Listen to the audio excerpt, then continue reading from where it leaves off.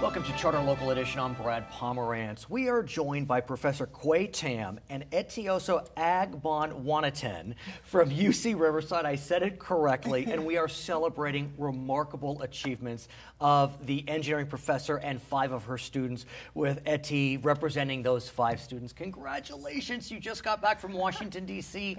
Big victories. Thank you.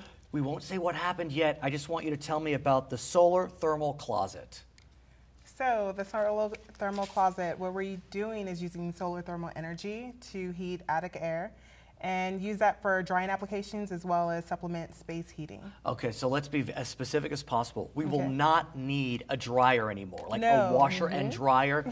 Get rid of the dryer. Exactly. Explain, Professor. Well, what you're doing is taking all this energy from the sun, harnessing it, putting it into an air that you pull from the attic, heating it up to 137 degrees Fahrenheit, which is about the temperature of your dryer, or could be a little higher. Right. You take that air, run it through a piping with an inline fan, blow it up through the bottom of a solar thermal closet, which we've created.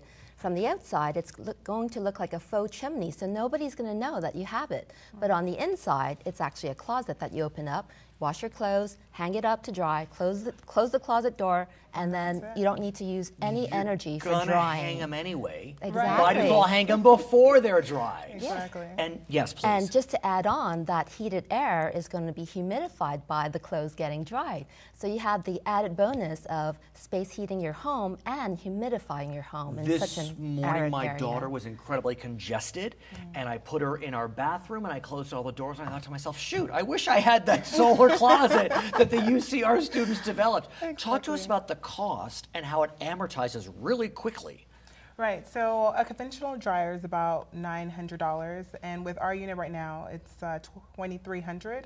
But we did the equivalent annual cost over the time of The life of the closet right, versus exactly, the on life of the a 20-year period, and we found that our system was actually 4 times cheaper.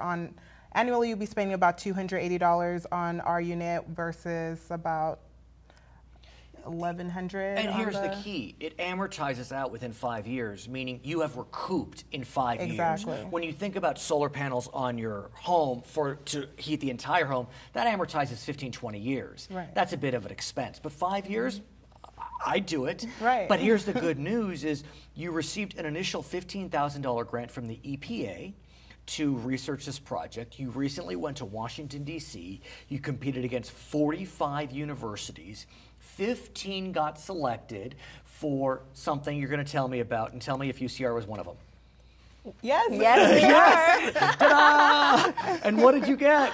We received $90,000 to continue. 90. Not Nine. $90,000. Exactly.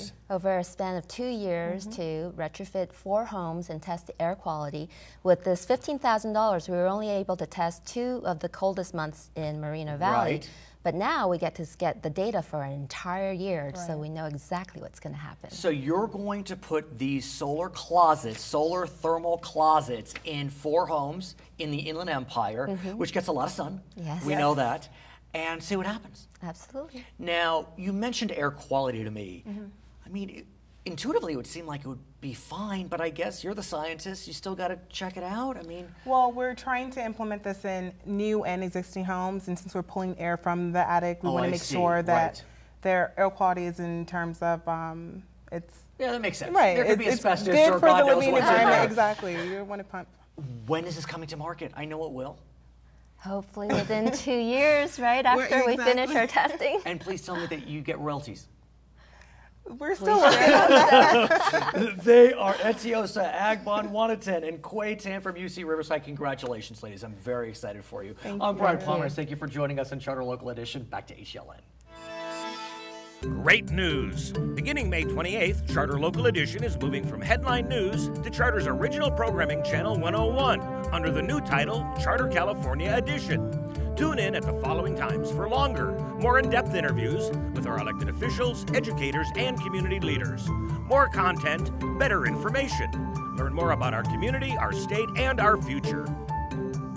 Charter California Edition with Brad Pomerantz. Stay current, California.